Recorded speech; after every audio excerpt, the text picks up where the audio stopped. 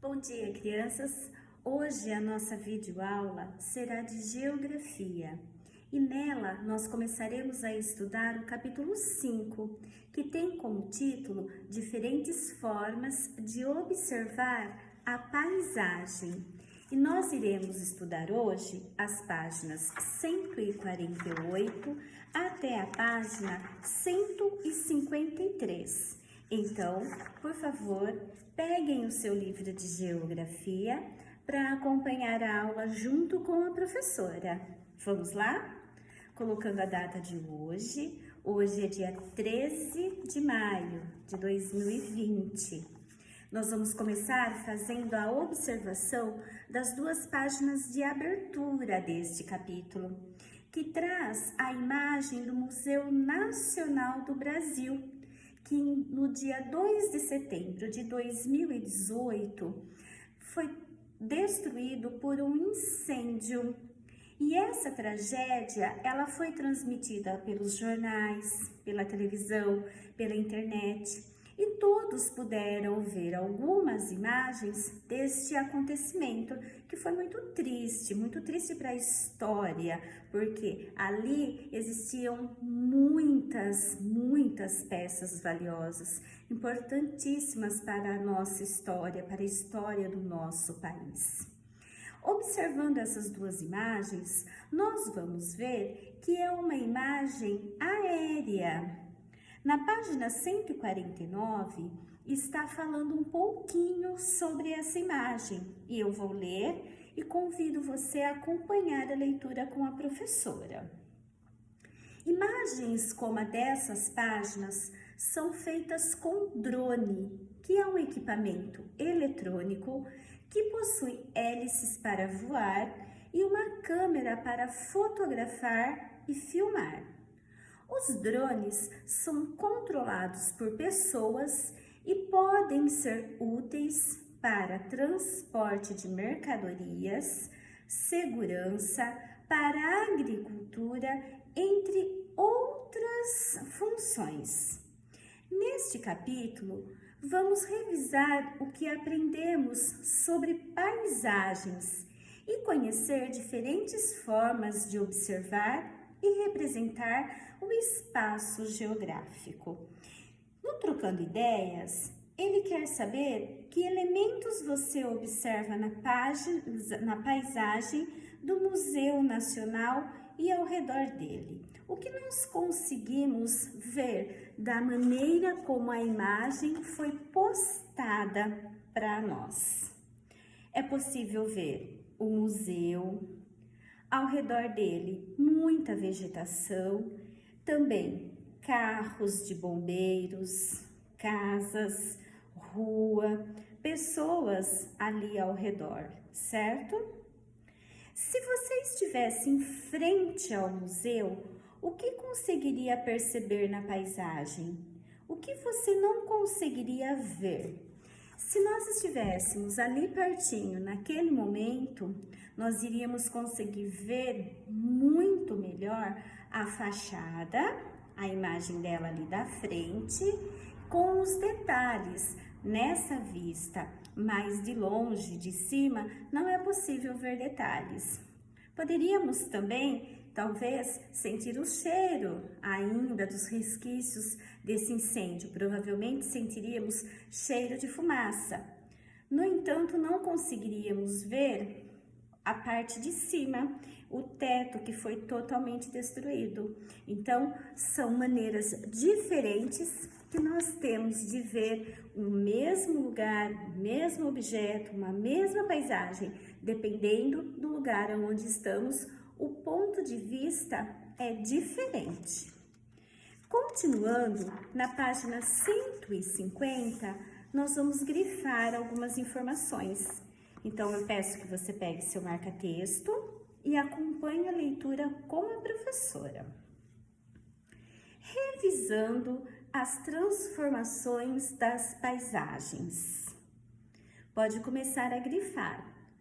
Você estudou nesta unidade que as paisagens são resultado da ação da natureza e do ser humano.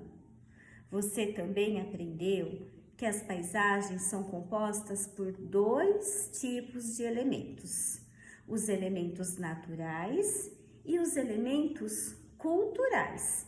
Isso nós fomos aprendendo no decorrer desta unidade. O segundo parágrafo também é bem importante, nós vamos grifá-lo. Os agentes naturais, como ventos, águas da chuva, dos rios e mares, etc., agem lentamente e são capazes de causar grandes transformações. Já as paisagens culturais, por causa da ação das pessoas, podem mudar rapidamente. Paramos de grifar. Vamos revisar os conceitos que aprendemos ao longo desta unidade, observando algumas paisagens da cidade de Florianópolis, no estado de Santa Catarina. Então, observando as duas imagens, as duas páginas, nós conseguimos ver uma vista aérea da cidade de Florianópolis, que fica lá no estado de Santa Catarina. Nessa imagem, nós conseguimos ver elementos naturais e elementos culturais. E bem sabemos que essas paisagens, com certeza, sofreram muitas modificações. Modificações naturais e modificações provocadas pelo homem. No decorrer da unidade, nós aprendemos que as transformações naturais acontecem com um tempo muito mais lento. Já quando o homem interfere na paisagem, isso acontece de uma maneira mais rápida, tá? Então, aqui observando, nós conseguimos ver elementos naturais e elementos culturais. Quando eu observo uma paisagem e consigo ver nela ainda construções mais antigas, eu relembro aquela parte que nós estudamos, que as construções que permanecem na paisagem, elas vêm para contar um pouquinho da história daquele lugar e das pessoas que lá vivem. Elas podem também se tornar patrimônios históricos e culturais e serem preservadas para as gerações futuras. Isso é o que está escrito na página 151, que é a página que nós vamos trabalhar nesse momento. O nosso amigo, o Lito, está nos deixando uma mensagem. Você consegue identificar os elementos naturais e culturais das paisagens dessa página? Quais são esses elementos? Vamos fazer juntos essa atividade? Na sessão Agora é com você, página 151. A primeira pergunta é assim. Acompanhe a leitura com a professora, por favor. Observe as paisagens de Florianópolis e responda ao que se pede. Então, a primeira habilidade é observar. Então, tente observar os elementos que estão em primeiro plano, segundo plano. Encontre aí o que nós estudamos. Construções mais antigas, mais atuais. Agora eu vou para a questão A. Quais elementos naturais estão presentes nas paisagens? Natural, nós temos aí o oceano, nós temos rochas, nós temos a praia e nós temos a vegetação. Então, nós temos 4 elementos que nós vamos escrever como resposta. Vamos lá? Lembre-se de começar a resposta, a frase, com letra maiúscula. Voltando, então. Quais elementos naturais estão presentes nas paisagens? Podemos escrever oceano, vírgula, rochas, vírgula, praia, vírgula, vegetação, ponto final. B.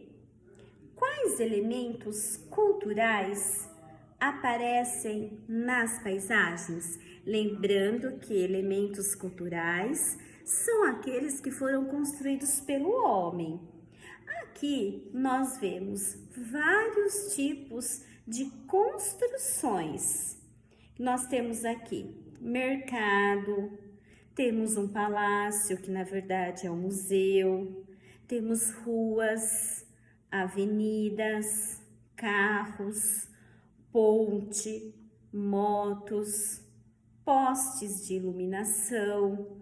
Então, essa resposta, ela é um pouquinho mais longa, um pouquinho maior. Vamos escrever? Retomando a pergunta, quais elementos culturais aparecem nas paisagens?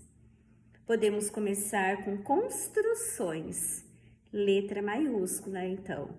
Construções, vírgula, ruas, vírgula, avenidas, vírgula, carros, vírgula, ponte, vírgula, motos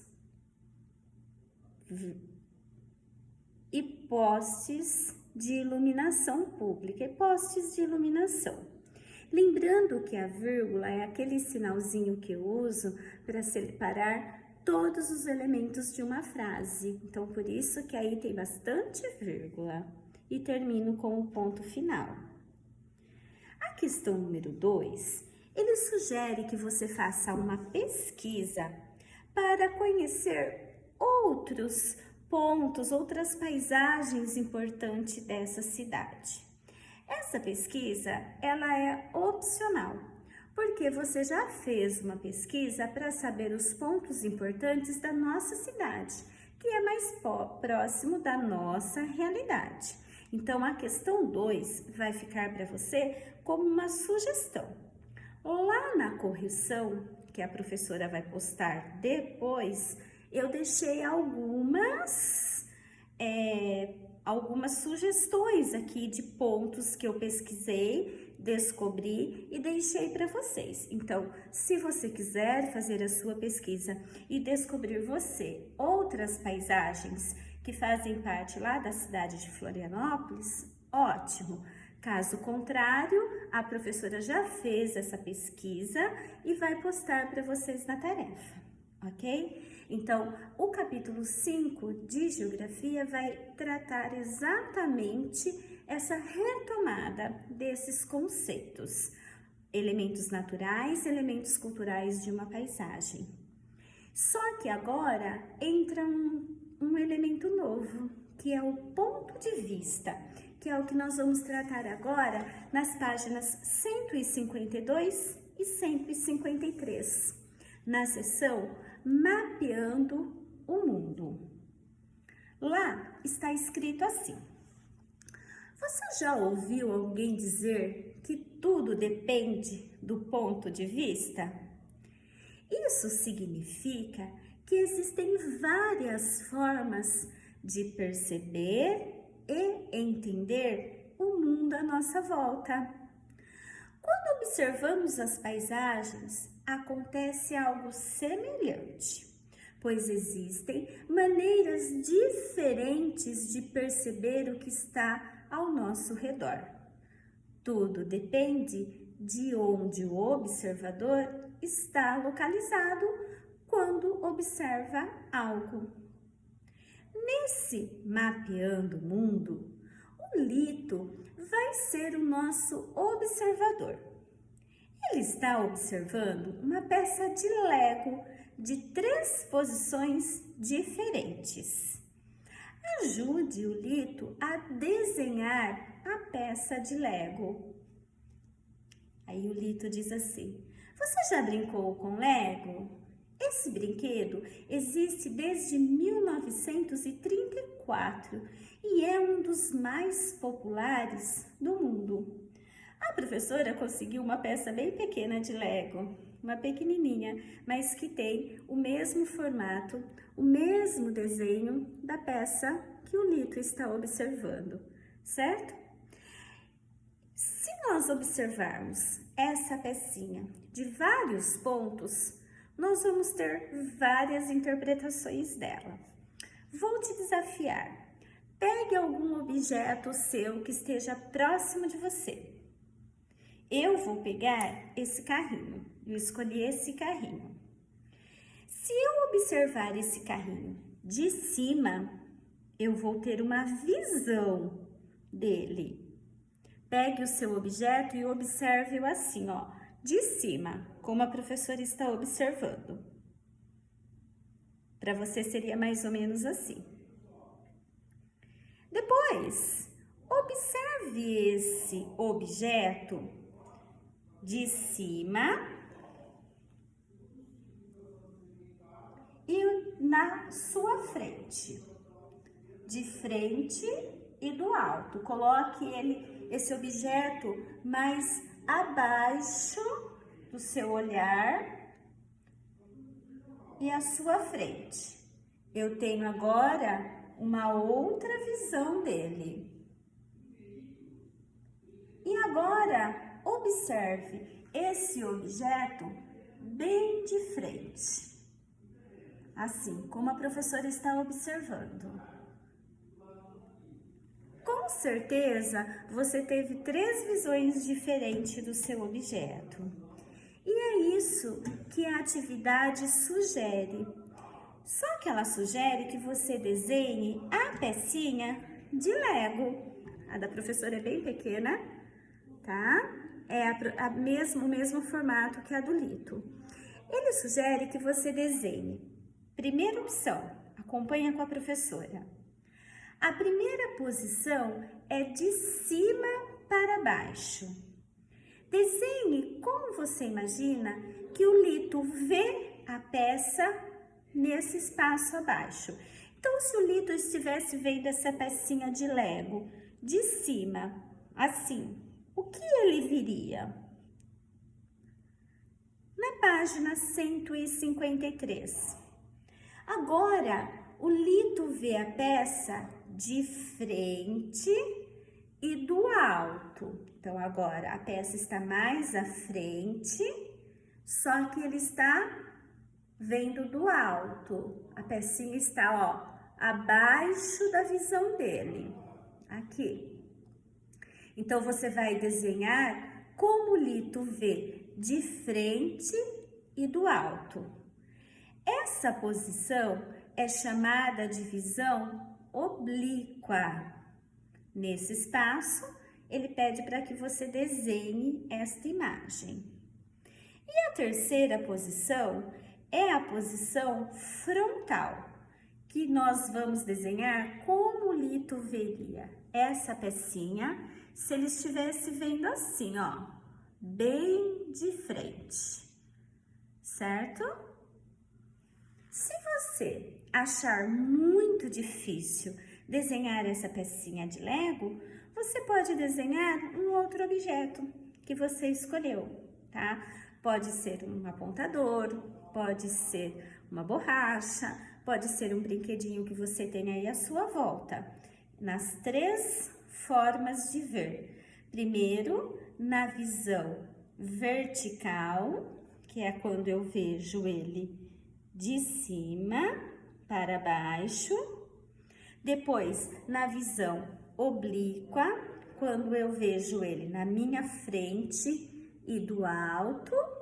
E depois, na minha visão frontal, quando eu vejo o objeto bem na minha frente, ok? Essa atividade também será corrigida através do gabarito. E logo mais, na nossa live, eu posso tirar as dúvidas se você ainda tiver. certo?